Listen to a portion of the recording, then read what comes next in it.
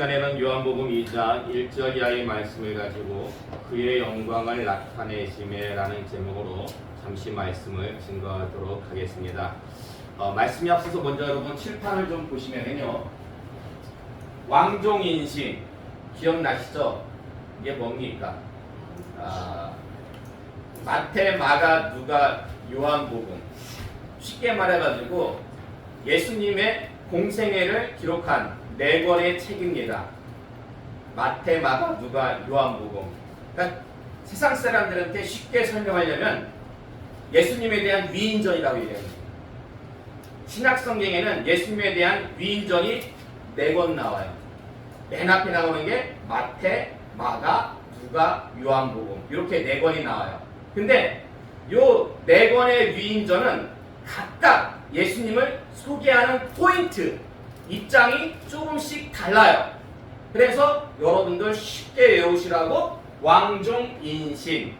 마태복음은 예수님을 어떻게 소개하고 있냐? 왕으로 오신 예수님. 왕으로 오신 예수님. 마가복음은 섬기러 오신 예수님. 섬김의 종으로 오신 예수님. 누가복음은 인간으로 오신 예수님. 그리고 마지막 요한복음은 신으로 오신 예수님. 그러니까 지금 우리가 요한복음을 살펴보고 있거든요. 요한복음을 살펴보고 있는데 지금 요한복음은 그 사도 요한이 어떤 포인트를 가지고 예수님에 대한 그 위인전을 기록했냐면은, 예수님은 원래 사람이 아니다. 하나님이시다. 성자 하나님이시다. 이 하나님께서 이 땅에 오신 분이 바로 예수님이다. 하나님으로 오신 예수님을 소개하고 있다라는 것입니다. 그래서 특별히 요한복음에는 예수님께서 하나님이심을 강조하는 7개의 표적과 7개의 선언이 있습니다. 자, 7개의 표적. 이것도 여러분 쉽게 외우라고 제가 만든 말이에요. 물소가 위기에 처했어요. 근데 이 물소를 갖다가 구하려면 어떻게 해야 돼요? 간신을 갖다가 베어버려야 돼요. 물론 지금 갑자기 밑도 끝도 없이 왜 간신을 빼고 물소로 살려. 그냥 여러분 외우기 쉬우라고 제가 이렇게 만들어 보니까 이게 머릿속에 오래 가더라고요. 간신 베어 물소 살림. 이거는 예수님의 7개 표적을 갖다가 한 글자씩 한 글자씩 제가 따가지고 이렇게 만든 건데, 첫 번째 간은 뭘까요? 오늘 우리가 읽어본 공독한 가나의 혼인잔치. 그 가나를 갖다가 부려가지고 간. 그리고 두 번째 표적은 뭘까요? 신하의 아들을 갖다가 고치신 거예요. 신하의 아들. 그리고 세 번째 배는 뭐냐면 베데스다 연못가에 38년 된 병자가 있었어요. 야, 말이 38년이지. 38년 동안 어떻게 좀 고쳐보려고 하는데 이게 안 고쳐지는 거예요. 38년 동안 어려움에 처했던 그 환자를 예수님께서는 단번에 고쳐주셨다는 것입니다. 그리고 어는 뭘까요? 오병이어의 기적. 예수님께서 보리떡 5개하고 물고기 2마리로 몇 명을? 5,000명을. 그것도 성인 장정만 5,000명을 갖다가 먹이셨습니다. 그리고 예수님께서 어디를 걸으셔요? 물 위를 걸으셨습니다. 예수님께서 물 위를 걸으셨어요. 그리고 소는 뭘까요? 날 때부터 소경된 자. 태어났을 때는 정상이었다가 무슨 사고로 인해 가지고 소경된 자가 아니라, 그런 분은 어떻게 좀 고치기 쉽겠죠. 근데 이분은 날 때부터 소경이었는데 예수님께서 그분을 고치셨어요. 심지어 맨 마지막에는 죽었던 나사로까지 살리셨어요. 근데 이 정도 돼야지 하나님이라고 말할 수 있는 거 아닙니까? 인간이라면 어떻게 사람이 무리를 걷습니까? 어떻게 날 때부터 수경된 자를 고치고 어떻게 죽었던 자를 갖다가 다시 살립니까? 하나님입니다. 하나님. 자, 그래서 예수님께서는 그러한 표적들뿐만 아니라 본인 스스로가 나는 누구누구이다 라는 자기 선언을 갖다가 하십니다. 그것이 떡빛 양선생 생포. 이것도 여러분 쉽게 외우라고. 그 양선생님이란 분이, 다행히 우리 중엔 양씨가 없잖아요. 양선생님이란 분이 떡을 너무 많이 좋아해요. 그래가지고 매일 떡집에다가 이렇게 외상을 달아놓고서 먹었어. 근데 이분이 정근에 가셨네? 그럼 어떻게 해야 돼요? 정근 가기 전에 떡집에 외상을 갚아야 되잖아요. 안 갚고 그냥 갔네? 떡집 주인이 어떻게 해요? 경찰에 신고했죠. 그래가지고 그 다음날 신문에 났어요. 떡집 양성생 생포. 그러니까 떡빚, 예, 떡을 엄청나게 빚을 져가지고. 그래서 처음에 떡은 뭐냐? 예수님께서 말씀하시기를 나는 생명의 떡이다. 그리고 빚은 뭐냐? 나는 세상의 빛이다. 양은 뭘까요? 양. 나는 양의 문이다. 양의 문이다. 여러분 지나가시다 보면은요 그런 교회 이름도 보셨을 거예요. 양의 문 교회라. 그리고 선은 뭘까요? 선. 나는 선한 목자다. 우리 다 양떼잖아요. 예수님의 양떼. 예수님께서 선한 목자이기 때문에 선한 목자 교회도 있습니다. 자, 생은 뭘까요? 생. 나는 부활과 생명이다. 근데 또 생이 또 나와요. 또 하나 더 나와요. 요 생은 뭘까요? 나는 길과 진리와 생명이다. 사실 우리가 그냥 빨리 시간 없어가지고 이렇게 푹푹 그냥 훑고 지나가지만은 그 예수님의 그 선언 하나하나 표적뿐만 아니라 그 선언 하나하나에도 엄청나게 깊은 진리가 담겨져 있어요. 차차 나중에 우리가 살펴보기로 하고요. 맨 마지막에 포는 뭘까요? 나는 참 포도나무다. 예. 오늘 처음 듣는 분도 있을 거예요. 저게 무슨 말씀인지.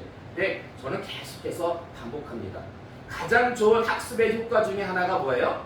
반복이에요. 공부 못하는 애들의 특징이 뭐예요? 공부도 못하는데 반복도 안 해요.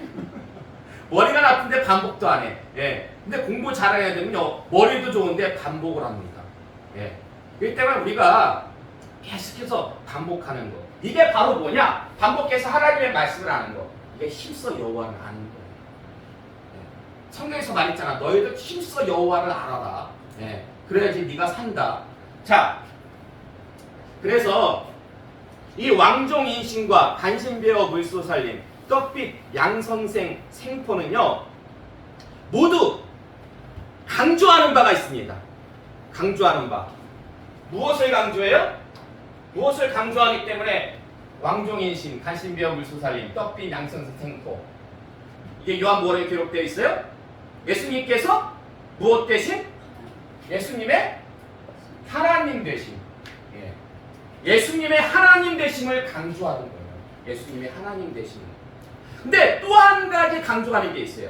이 왕종인신과 간신배어 물소살렘 떡빛 양선생 생포가 또 한 가지 강조합니다. 예수님의 하나님 되심 뿐만 아니라 그게 뭐냐면 예수님의 X가 뭐예요? X. 예. 그리스도. 이게 그리스토토스라고 해가지고 헬라어로 맨 앞에 X가 들어가요. 그래서 예수님의 그리스도 되심. 이걸 갖다가 히브리어로는 그리스도가 뭐예요? 메시아. 똑같은 말이에요. 메시아하고 그리스도하고 똑같은 말이에요. 네. 그래서 이 왕종인신과 간신배어 물소살림 떡빛 양선생 생포는 모두 무엇을 강조하고 있냐? 예수님의 하나님 되심과 예수님의 그리스도 되심을 강조하고 있다라는 것입니다. 그런데요, 지금 예수님의 하나님 되심과 예수님의 그리스도 되심을 이 세 가지가 강조하고 있는데 사실 요한복음 안에는요 예수님의 하나님 되심과 예수님의 그리스도 되심을 또 강조하는 것이 아주 중요한 것이 있습니다. 그게 뭐라고 말씀드렸어요? 혹시 기억나십니까? 어떠한 단어들이에요. 어떠한 단어들이 예수님의 하나님 되심과 예수님의 그리스도 되심을 굉장히 강조하는데 그게 뭐라고 말씀을 드렸습니까? 그게 바로 영광과 영생이에요. 영광과 영생이라는 단어는 다른 마태, 마가, 누가복음에 비해서 요한복음에 월등히 많아요. 월등히 많은 이유가 뭐냐면 강조하고 있다는 거예요. 무엇을 강조하고 있냐? 예수님의 하나님 되심과 예수께서 그리스도이심을 갖다가 매우 강조하고 있다는 것입니다. 자, 보세요. 예수님께서 이 땅에 오심으로 우리가 무엇을 얻습니까? 예수님께서 이 땅에 오심으로 우리가 영생을 얻어요. 여러분이 죽은 다음에 그 다음 세상에 있습니까? 없습니까? 있어요. 있어요. 근데 많이 없으면 어떻게 해요? 있어요. 근데요, 없어도 상관없어요. 왜? 없어도 본전이니까. 있으면 엄청나게 좋은 거죠. 없어도 본전이에요. 그러니까 우리는 믿으면은, 우리가 신앙생활을 하면은 우리는 다음 세상에 천국에 갈 수가 있습니다. 근데 다음 세상이 없다고 주장을 하면서 신앙생활을 안 했는데 죽어보니까 다음 세상이 있어. 천국.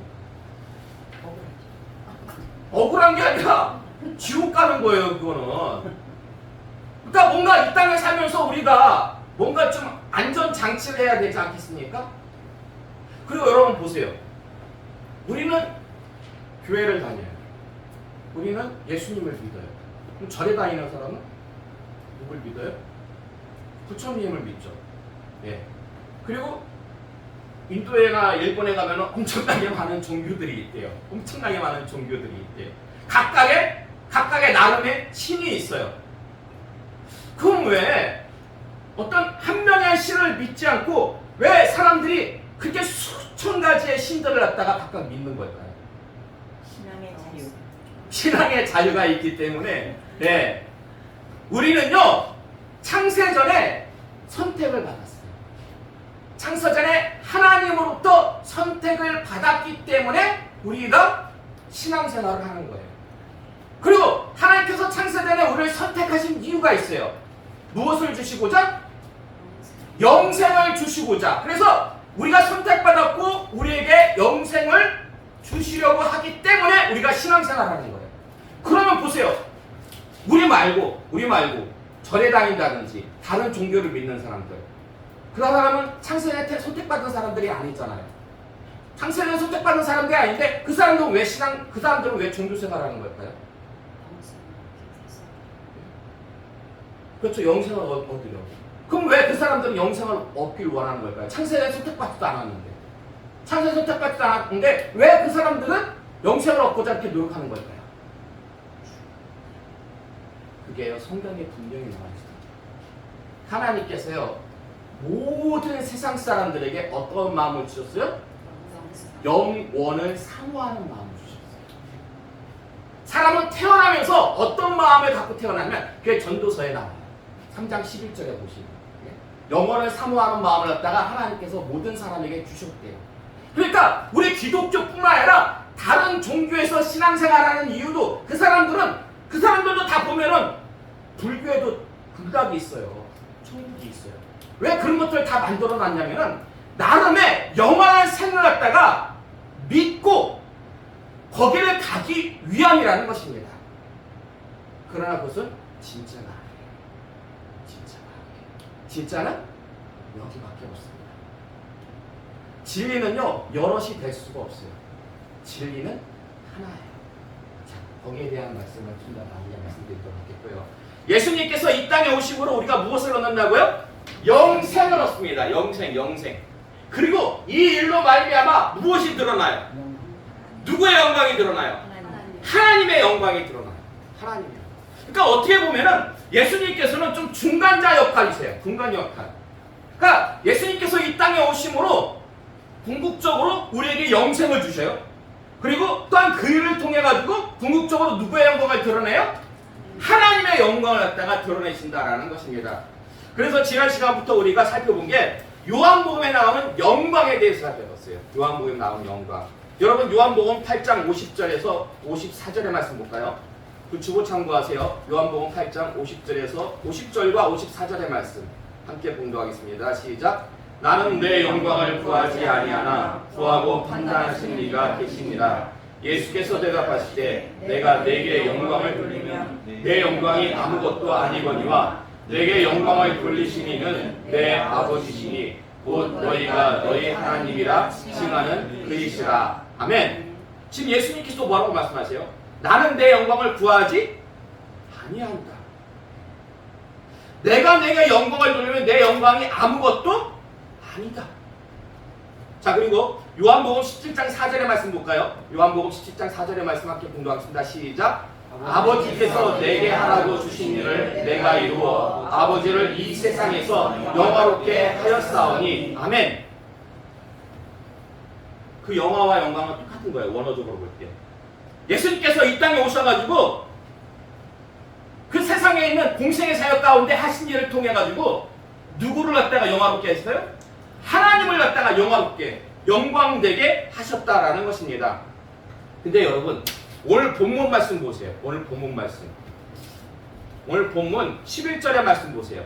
오늘 본문 11절의 말씀 보시면 어떤 말씀이 있냐면요. 예수께서 이 첫 표적을 갈릴리 가나에서 행하여 그의 영광을 나타내심에 라는 말씀이 있습니다. 자, 예수님께서는요 본인도 그렇게 말씀하셨고 성경도 증거하기를 이 땅에 오셔가지고 자신의 영광 구하지 않으셨대요. 전적으로 누구의 영광을 구했어요? 전적으로 하나님의 영광을 구했어요. 하나님의 영광을 구했는데 예수님께서 처음으로 공생이 사역하면서 처음으로 하신 표적이 뭐예요? 가나의 혼인잔치였죠. 근데 그 가나의 혼인잔치를 통해 가지고 누구의 영광을 나타냈다고 지금 성경에 기록하고 있어요? 아니죠. 거기 2장 11절의 말씀 자세히 보세요. 예수께서 이 첫 표적을 갈릴리 가나에서 행하여 그의 영광을 나타내심에. 누구의 영광이에요? 자신의 영광을 나타내셨어요. 자신의 영광을. 아니 예수님께서 오신 목적이 하나님의 영광을 나타내기 위함이었잖아요. 그러면 하나님의 영광을 갖다가 힘써 다 나타낸 다음에 마지막쯤 가가지고 본인의 영광을 이렇게 나타냈다면은 좀 어느 정도 이해가 돼. 근데 지금 첫 표적부터 처음부터 예수님께서는 누구의 영광을 나타내셨어요? 자신의 영광을 나타내셨다는 거예요. 아니 왜 예수님께서는 이 첫 표적, 첫이라는 게 굉장히 중요한 거거든요. 이 첫 표적을 통해서 하나님의 영광을 나타내지 않으시고 왜 자신의 영광을 나타내신 걸까요? 왜? 사실 이 가나의 혼인잔치는요 우리가 굉장히 잘 아는 얘기예요. 주진군도 혹시 이런 얘기 들어봤어요? 예수님께서 물로 포도주를 만들었다. 그러니까 이거는 보통 일반 그 연애 프로그램, 보통 TV 같은 데서도 뭐 가끔씩 많이 인용을 해요.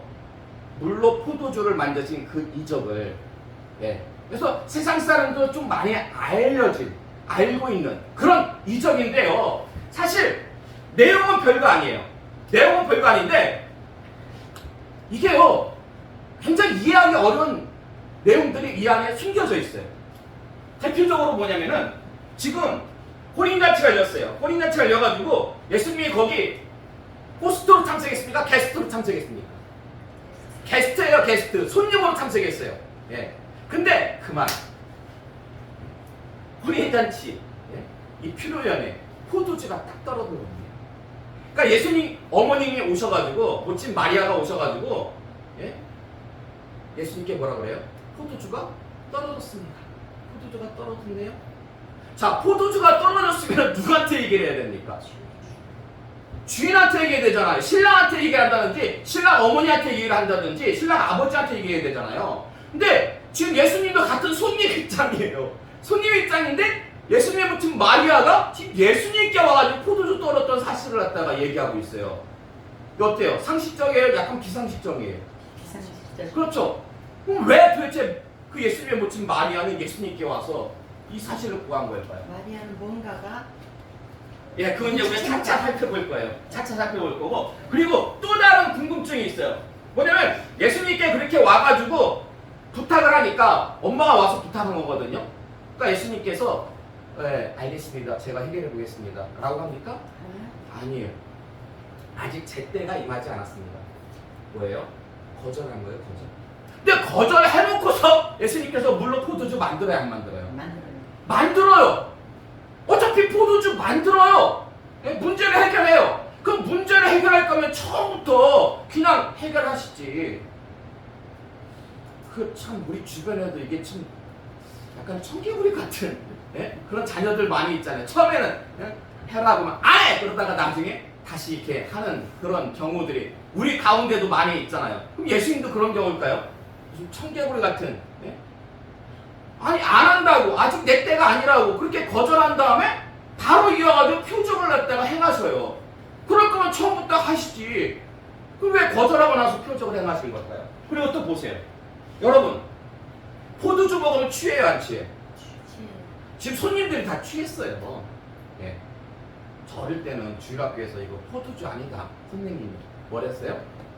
포도즙이래요. 뻥치는 거예요. 이스라엘 사람들 포도주 먹는지 안 먹는지 아니에요. 지금 이 잔치에 와가지고 사람들이 마신 것은 포도주였어요. 먹고 취한 거였어요. 예, 일상 음료였어요. 와인 쉽게 말하면. 근데 성경에 술 마시라고 했어요. 술 마시지 말라고 했어요. 술 취하지 말라고 했어요. 아유, 그 뭐 안 취하게 되는 거 아닙니까? 네? 한 두세 잔 정도는 괜찮은 거 아니에요? 원어적으로 보면요, 술 취하지 말라는 것은 술 근처에 가지도 말라는 거예요. 술 근처에도 가지 말라는 거예요. 근데 성경에서 그렇게 말씀하고 있는데 지금 예수님은 와인을 만드신 거예요. 그것도 도수가 무알콜 음료가 아니라 도수가 있는. 그럼 이게 뭐가 이게 안 맞잖아요. 예수님 말씀하고 성경 말씀하고 뭐가 앞뒤가 안 맞잖아요. 왜 더군다나 첫 번째 표적이라니까요. 더군다나 첫 번째 표적. 예. 왜 예수님께서는 다른 이적을 행할 수도 있잖아요. 다른 이적을. 예? 근데 왜 굳이 물로 포도주를 갖다가 만드십니까? 이것도 궁금증이고, 그리고 하인들이요, 어떻게 보면 되게 웃겨요. 지금 포도주가 떨어졌어요. 근데 예수님께서 뭐 떠다 갖다 주래요? 물 떠다 갖다 주래요. 사람들이 술 좀 더 주세요. 그러니까 예수님이 그 통이 원래 그 손 씻고 발 씻고 하는 그 물통이거든요. 예. 그러니까 그쪽 지역은 저쪽, 예, 약간 사막 기후기 때문에 이렇게 손이나 발에 먼지가 많이 붙어요. 그러면 남의 집에 들어갈 때 그거 가지고 이렇게 씻는 거예요. 그래가지고 들어가는 입구에 6개 항아리가 있었거든요. 거기다 처음에 물을 다 채우래요. 일단 물은 다 채웠어요. 그걸 떠다가 주래요. 술 떨어졌는데 그걸 찾아 주래요. 근데요, 여러분 같으면은 거기다 대고 한마디 묻겠습니까? 안 묻겠습니까? 정말요?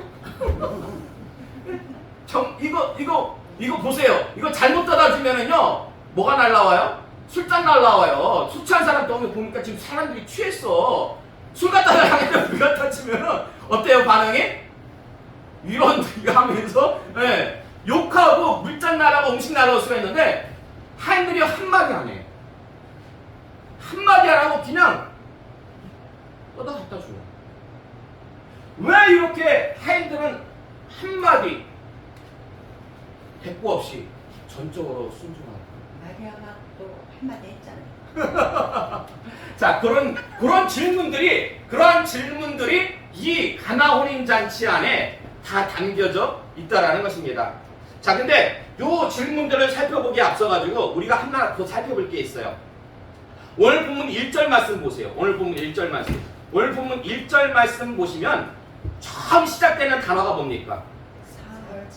사흘째 되던 날. 사흘째 되던 날.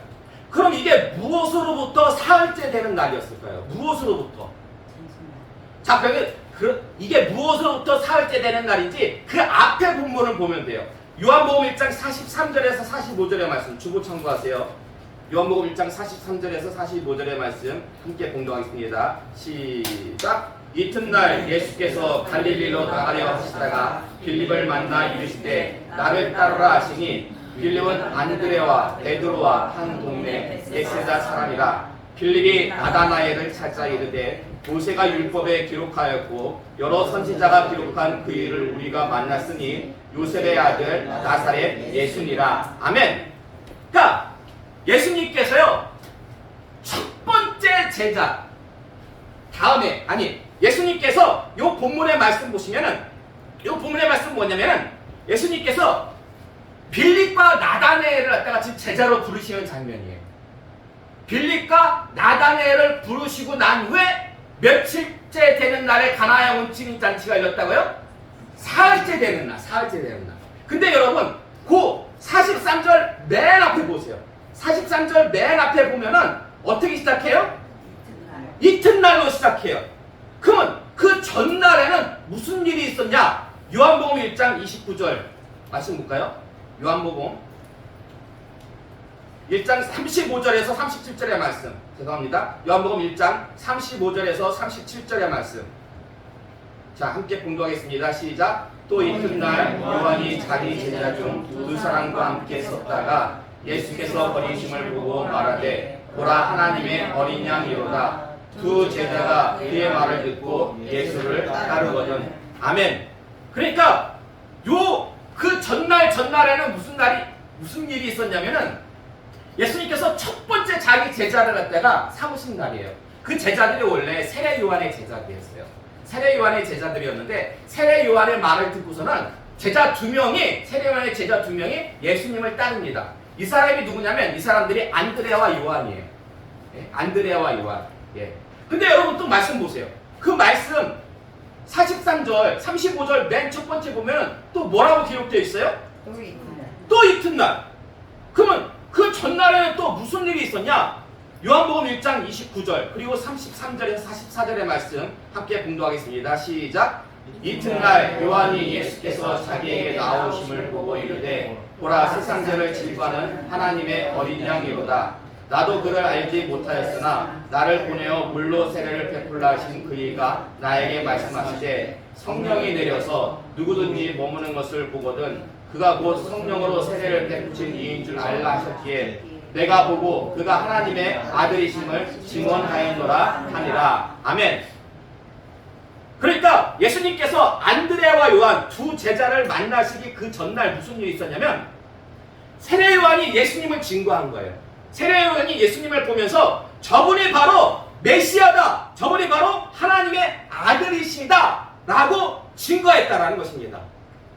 근데 보세요 여러분, 또 초두에 맨 앞에 어떤 말이 들어가 있어요? 29절 맨 앞에 이튿날 또 이튿날이 또 들어가 있어요.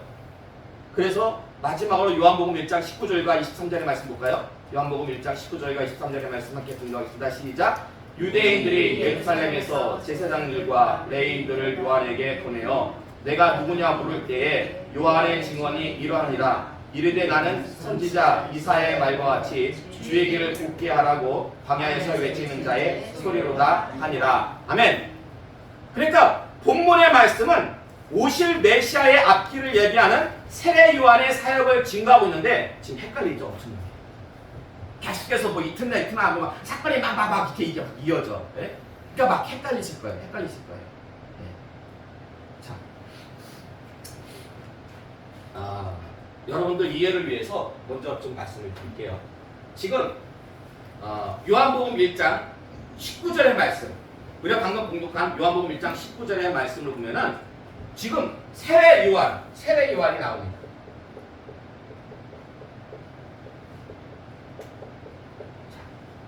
세례 요한의 사역이, 구체적으로는 세례 요한의 사역을 성경에서 증거하고 있습니다. 그리고 그 이튿날이죠. 이튿날 무슨 일이 있었냐면은 그 세례 요한이 뭐라고 증거를 해요? 요한복음 1장 29절의 말씀 보면은 보라 하나님의 어린 양이다. 이튿날 세례 요한이 예수님을 갖다가 하나님의 어린 양이라고 증거를 합니다. 자, 요한복음 1장 35절의 말씀 보면은 그 세례 요한의 증거를 듣고 그 이튿날 어떤 일이 있습니까? 그 이튿날 두 제자 안드레와 요한이, 세례 요한의 제자 안드레와 요한이 예수님을 갖다가 따릅니다. 그리고 또 그 이튿날 무슨 일이 발생하냐면 예수님께서 빌립과 나다나엘을 갖다가 보십니다. 그러니까 쉽게 말하면은 지금 요한복음 1장 19절은요 예수님의 공생의 사역을 갖다가 시작하는 말씀이에요. 사실 요한복음을 보면은요, 요한복음은 전체적으로 지금 구조가 이렇게 되어 있어요. 요한복음 1장 1절부터 18절까지는 그냥 예수님의 공생의 사역이 아니라 예수님의 성육신에 대해서 설명하고 있어요. 성육신에 대해서. 그리고 1장 19절부터 예수님의 표적과 선언이 나와요. 예수님의 공생의 사역을 갖다가 1장 19절부터 소개하고 있다라는 것이에요. 그래서 1장 19절에 보면 1장 19절 맨 앞에는 이튿날이라는 단어가 없어요. 왜 없을까요? 공생애가 시작되니까. 공생애를 갖다가 이제 처음 기록하는 거예요. 공생애를 갖다가 시작하는 예수님에 대해서. 근데 그 이튿날에 세례 요한이 예수님을 하나님의 어린 양으로 증거했고, 그 이튿날에 세례 요한의 제자인 안드레와 요한을 갖다가 예수님께서 제자 삼으셨고, 그리고 또 그 이튿날에 예수님께서 빌립과 나다나엘을 갖다가 예수님께서 제자로 삼으셨어요. 근데 여기서 지금 성경에서 말하고 있는 포인트는 뭐냐면 계속해서 무엇을 강조해요? 이튿날이라는 걸 강조해요. 이 요한복음을 보면요, 요한복음은 바로 이 요한이 기록했어요. 이 사도 요한이. 이 사도 요한이 기록했는데 다른 데는 이런 구조가 안 나요. 요한복음의 다른 말씀, 요한복음의 다른 장을 보면은요, 이런 구조가 없어요. 요한복음 1장만 이래요. 요한복음 1장만. 요한복음 1장만 이튿날이 나와요. 영구표해가지고. 영구표에서 이튿날이 나오는 거는 요한복음 1장밖에 없어요. 그러면 왜 사도 요한은 영거푸 이튿날이라는 표현을 갖다가 사용한 걸까? 이게 중요해요. 이게 중요해요. 자, 보세요. 처음 예수님의 사역이 시작된 날이 첫째 날이죠? 첫째 날. 이 날이 첫째 날이에요. 첫째 날. 그리고 이튿날, 두 번째 날. 그리고 또 이튿날, 세 번째 날. 그리고 또 이튿날, 네 번째 날. 그런 다음에 이 다음에 요한복음 2장으로 넘어가요. 근데 요한복음 2장 맨 처음에 어떤 말이 나와요? 사흘째 되는 날. 사흘째 되는 날. 자, 그러면 요 사흘째 되는 날이라는 것은 예수님이 사역한 공생의 사역을 처음 시작한 날로부터 며칠째 되는 날일까요? 예? 며칠째 되는 날이에요? 예수님 공생의 처음 사역이 첫째 날, 둘째 날, 셋째 날, 넷째 날로부터 사흘째 되는 날이에요. 다 합치면 며칠이 되는 거예요? 7일로 7일. 사흘째 되는 날이니까. 사흘인 3일 말하는 거잖아. 그러니까 사흘째 되는 날 7일을 갖다가 말씀하시는 거예요. 7일. 그러니까 숨겨진 의도예요. 숨겨진 의도. 사도 요한이 계속해가지고 이튿날 하다가 요한복음 2장 1절 바로 이어가지고 사흘째 되는 날이라는 것은 성경에 나와 있지만은 숨겨진 의도가 있다는 거예요. 사도 요한의 숨겨진 의도. 바로 무엇을 강조하기 위함이다? 7일째. 예수님의 첫 번째 표적이 예수님의 공생의 7일째 되는 날 일어났음을 갖다가 강조하는 거예요. 그래서 다른 장에서는 이렇게 나오지가 않아요. 유독 요한복음 1장과 2장에서만 이튿날 사흘째 되는 날. 이게 계속해서 이어지는 거예요. 그럼 도대체 예수님의 첫 표적이 7일째 되는 날? 이게 어떤 연관이 있는 걸까요? 여러분, 7일째 되는 날, 성경에서 7일째 되는 날 하면은 뭔가 빡 떠오르는 게 뭡니까? 천지창조. 하나님께서 세상을 갖다가 천지창조하시고 7일째 되는 날 안식하셨거든요. 그러니까 그 안식하신 날까지 다 포함이 되는 거예요. 천지창조는 7일째 되는 날. 그럼 예수님의 첫 표적하고 천지창조하고, 네? 천지창조 무슨 상관이 있는 걸까요? 예수님의 첫 표적하고 천지창조하고 무슨 상관이 있는 걸까요? 다 보세요. 하나님께서 세상을 창조하셨어요. 다 보기에 좋았어요. 근데 한순간에 한 범죄로 말미암아가지고 완전히 망해버렸어요. 오염되고 부패하게 됐습니다. 그게 뭐예요?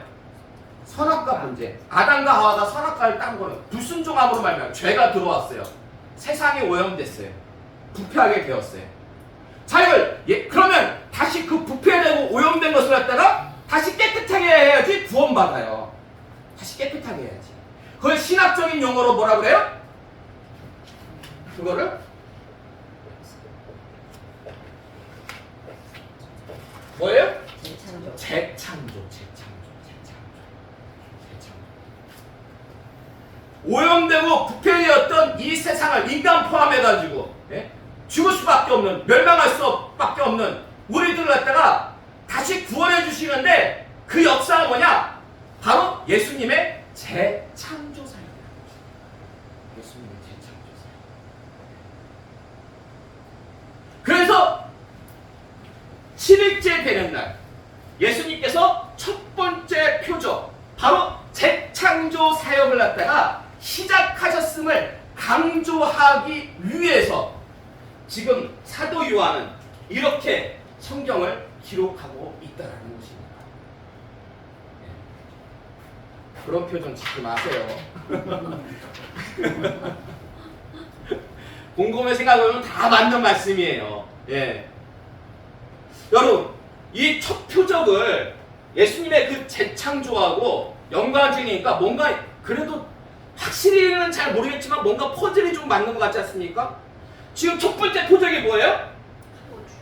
혼인잔치잖아요. 혼인잔치. 혼인잔치하고 예수님의 재창조 뭔가 좀 연관이 있는 것 같지 않아요? 혼인잔치와 예? 그리고 보세요.